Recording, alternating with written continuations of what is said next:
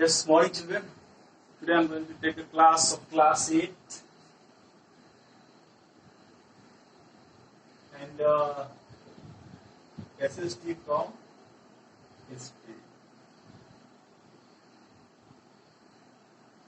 आज जो अप्लाई करने वाले हैं आज हिस्ट्री के बारे में हम लोग पढ़ेंगे जो कि चैप्टर नंबर 3 से होगा और जो चैप्टर नंबर 2 हम लोगों ने ऑलरेडी डिस्कस कर चुका है और चैप्टर नंबर 3 का जब नाम आती है तो उसका नाम है हमारा British administrative structure in India. यानी कि ब्रिटिशर्स अंग्रेज लोगों का कैसा एडमिनिस्ट्रेशन था, कैसा शासन था, कैसी शासन व्यवस्था, कैसी प्रणाली शासन व्यवस्था शासन की प्रणाली उन्होंने बना के रखी हुई थी, जिसके बदौलत उन्होंने इतनी लंबी यात्रा दूरी तय की। ठीक है, तो आज उसके बारे में हम लोग पढ़ेंगे इस चैप्टर के बारे में। तो सबसे पहले हम लोग बता दें कि आज we are going to talk only for 2 topics. हम लोग आज सिर्फ 2 ही टॉपिक पे बातें करेंगे। आप देख सकते हैं कि मैंने यहाँ पे पहले बोर्ड पे सारे लिख चुके हैं ऑलरेडी, बिकॉज कि हम लोगों का ये जो इंट्रोडक्शन का जो चैप्टर है वो पिछले कक्षा से रिलेटेड है। So that is why I already written all the matters on the black board. तो ये मैटर्स को समझाने की थोड़ी सी जरूरत होगी, पॉलिश करने की आपको जरूरत होगी, जो कि आपके पिछले कक्षा में मैंने चैप्टर नंबर 2 में आपको पढ़ाया हुआ है, जो कि आप बंगाल के नवाब के बारे में आप लोग पढ़े होंगे। बक्सर की लड़ाई कैसे हुई थी, सिराजुद्दौला, मीर जाफर, मीर कासिम, ऐसे ऐसे नवाब जो है कैसे बंगाल के जो है वो चेंज किए गए। फिर अवध का नवाब, ऐसे ऐसे बहुत सारे जो है नवाब थे और बहुत सारे जो रजवाड़े थे वो एनेक्स कर लिए गए, क्योंकि ये भारत के टेरिटरीज थे। एनेक्स करना ही एक तरीका था या डायरेक्ट बैटल करना एक तरीका था। ये 2 पॉलिसी था जो कि अपनाया गया था ब्रिटिशर्स के द्वारा। तो सबसे पहले हम जानेंगे ये जो टॉपिक आपके सामने लिखा है, colonial army and the civil administration. देखिए, in the ancient period from the initial period, कहने का मतलब यह है कि प्रारंभ में when the Britishers came into India, जब ब्रिटिशर्स हमारे भारत में आए, that was only one monopoly that was established in their mind. सिर्फ एक ही मोनोपोली उनके दिमाग में अवस्थित था, दैट वाज द ट्रेडिंग। और वो क्या था, हमारा व्यापार करने का। तो व्यापार करने के मन से वो हमारे भारत में आए एंड दैट टाइम उन्होंने धीरे धीरे करके, क्योंकि जैसे जैसे उन्होंने अपना ट्रेडिंग यहाँ स्टार्ट किया, यहाँ के लोगों को जान गए, यहाँ के एडमिनिस्ट्रेशन को जान गए, यहाँ के नियम को जान गए, यहाँ के कानून को जान गया कि there is a lack of unity, कि यहाँ पे यूनिटी का जो है वह लैकिंग है, एकता की कमी है। यहाँ यूनाइट लोग नहीं है, इन लोगों के पास वो सिस्टम्स नहीं है। ये लोग अपना किंगडम को एक्सपेंड करने के लिए आपस में ही लड़ाई करते हैं। इन लोगों के पास वैसे वैसे जो है वो टेक्नोलॉजी नहीं है जिसकी बदौलत जो है अपना किंगडम्स को एक्सपेंड कर पाए, अपने सिस्टम्स को फॉर्मुलेट कर पाए। जैसे जैसे करके इंडियन में ट्रेडिंग करने का जो प्रारंभ इन्होंने स्टार्ट किया, slowly they realize that there is a need of establishment of a formation of administrative system। उनको यह एहसास हो गया कि एक ऐसा एडमिनिस्ट्रेशन होना चाहिए जिसके बदौलत ये सारे लोग जो है वह चले और उनको इस नियम का पालन करना पड़े, वो सारे लोग इस नियम से बाध्य हैं। So that time they decided to start their many type of a policy that was formulated by the Britishers. But in the initial period, they only annexed the states, the territories, not states, only the territories. तो प्रारंभ में उनकी जो स्थिति थी, उन लोगों ने क्या किया, इन सारे टेरिटरीज को जो है वो एनेक्स करना प्रारंभ किया। And they have designed many types of politically things that was designed by only the Britishers. In spite of this, they only understand that the welfare of the company। और जैसे ही करके ब्रिटिशर्स हमारे भारत में आए तो एक कंपनी के through आई और उस कंपनी के नाम से उन्होंने अपना व्यापार चालू किया। That was the name of east India company, जो कि 1600 ईस्वी में स्टैब्लिश की गई थी। और उसके बाद एस्टैब्लिशमेंट के बाद ये व्यापार भारत में चालू कर दिया गया। ठीक उसके बाद में ये सभी सारी चीजें जो लागू हो गई, तो बहुत सारी तकलीफें, बहुत सारी चीजें उन लोगों को झेलना तो पड़ा, लेकिन ये लोग जान गए कि कैसे हमारा एडमिनिस्ट्रेशन यहाँ पे लॉन्च होगा और कैसे एडमिनिस्ट्रेशन हमारा चलेगा। So that time they thought only a profit for himself और East India Company. So that time जो भी पॉलिसी जो फॉर्मुलेट करते थे, जो भी अपनी पॉलिसी को लगाते, जो अपने नियम कानून जो है वो लगाते थे, सिर्फ अपने ही फायदे के लिए लगाए थे। It means they are not welfare for the Indian society. वो इंडियन सोसाइटी या इंडियन पीपल्स के वेलफेयर के लिए नहीं था। सो दैट इज बाय उनके कॉलोनीज जो है उनके तो बढ़ते चले गए और एडमिनिस्ट्रेशन भी जो है काफी उनका होता चला गया। लेकिन धीरे धीरे जो है वह अपने नए नए पॉलिसी के थ्रू बढ़ा, जो कि था एनेक्सिंग पॉलिसी। आपने सब्सिडियरी अलायंस के बारे में पढ़ा होगा, फैक्टरिंग पॉलिसी, डॉक्ट्रिन पॉलिसी के बारे में पढ़ा होगा। फिर और आज यहाँ पे जो एक पिछली कक्षा में से टॉपिक उठ के आया है वो है हमारा द डुअल एडमिनिस्ट्रेशन पॉलिसी। मैं थोड़ी देर के लिए हट रहा हूं ताकि आराम से उसको उतार भी पाए आप लोग, ये जरूरी भी है। तो डुअल एडमिनिस्ट्रेशन जो पॉलिसी थी वो आखिरकार जो है वो कैसे कारगर साबित हुई। तो सबसे पहले आपको मैं बता दूं कि जो बैटल ऑफ प्लासी हुई थी सिराजुद्दौला और अंग्रेजों के बीच में हुई थी, और जो नवाब था उसको चेंज कर दिया गया था।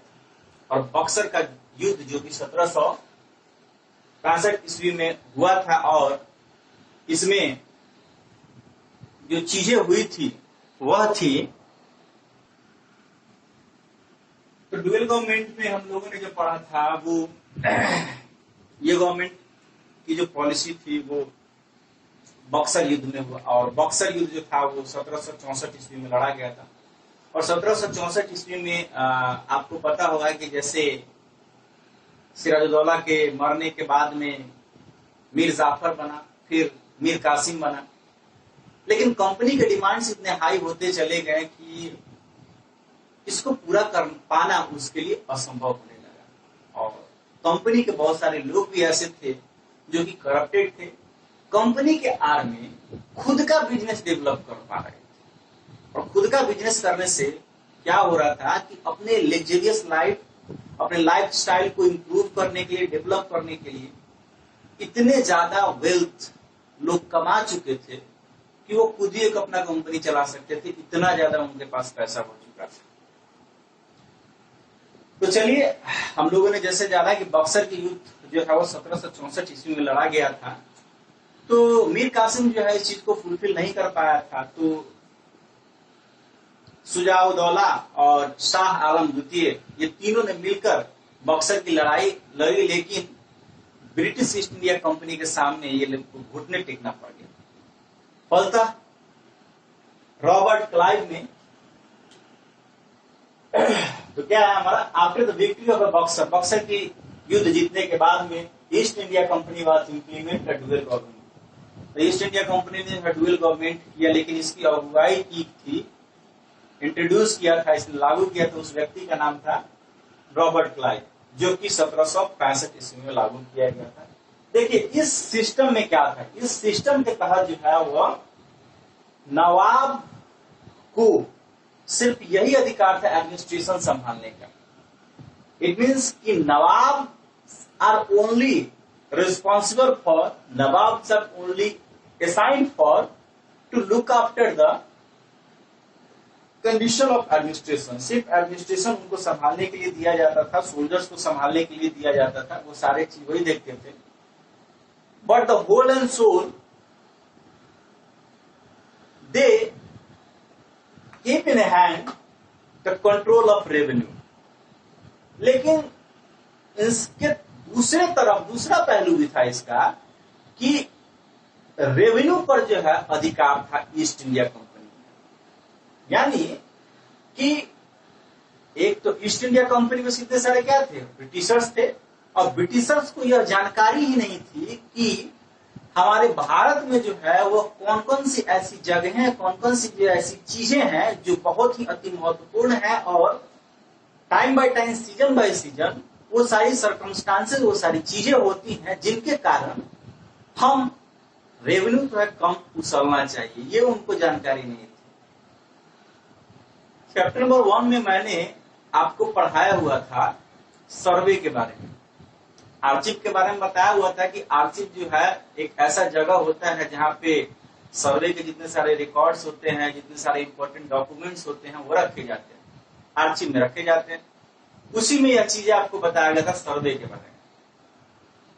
तो इनके पास सर्वे का कुछ ऐसा तरीका नहीं था जिनके कारण जो है वह मालूम कर पाए, क्योंकि इनकी जो एडमिनिस्ट्रेशन पॉलिसी थी, उनकी जो थी वह सिर्फ प्रॉफिट कमाने की थी।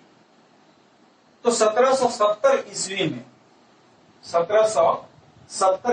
में एक बहुत ही बड़ा 1770 ईस्वी में एक बहुत ही बड़ा मैसिव विशालकाय जो है वह फेमनाइन आया था। डेट टाइम उस समय पीजेंटर की जो स्थिति थी, किसानों की, बुनकरों की जो स्थिति हो गई थी, काफी दरिद्र हो गई थी। तो आप जरा एक्सपेक्ट करिए कि अगर किसान के पास अगर फसल होंगे नहीं तो वो बेच करके रेवेन्यू जमा कैसे करेगा। पीजेंटर्स के पास सारी चीजें नहीं होंगी, जैसे कॉटन है, अब कॉटन आएगा नहीं तो वह कॉटन से फैब्रिक कैसे बनाएगा, फैब्रिक बन पाएगा? नहीं बन पाएगा। तो इसी तरह की चीजें जो है वो होने लग गई, ये प्रॉब्लम जो है वो काफी क्रिएट होने लगे, जिससे रेवेन्यू जो है वो काफी प्रभावित होता है। और यही चीज जो है कंपनी जो है वो नहीं चाह रही थी, कंपनी को सिर्फ अपने डिमांड से मालूम था।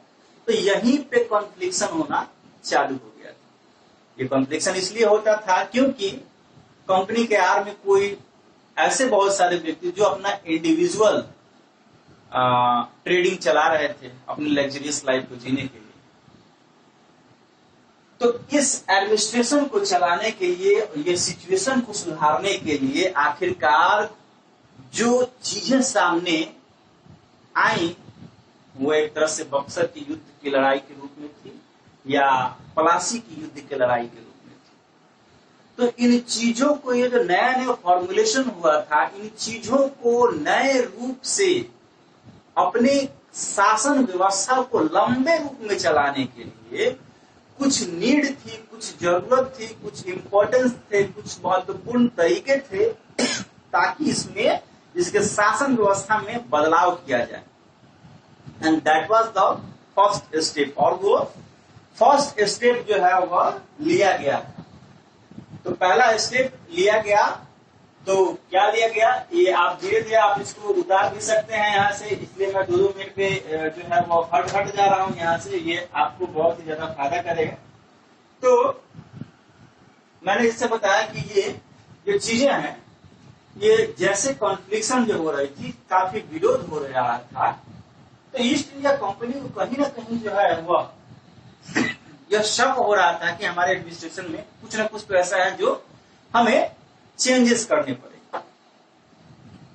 तो यही चेंजेस जो है उन्होंने, क्योंकि हमारे पास कोई संविधान नहीं था, तो एक तरह से संविधान की तरफ एक बढ़ाया गया सबसे पहला कदम था, जो कि था हमारा रेगुलेटिंग एक्ट के रूप में। तो चलिए आज के लिए इतना ही, और पढ़ेंगे रेगुलेटिंग और पीटीज एक्ट, बहुत सारे जो एक्ट है उसके रूप में बहुत सारे जो हमारा टॉपिक बचेगा वो नेक्स्ट क्लास में होंगे। और तब तक के लिए धन्यवाद, खुश रहिए और कोरोना से बचते रहिए।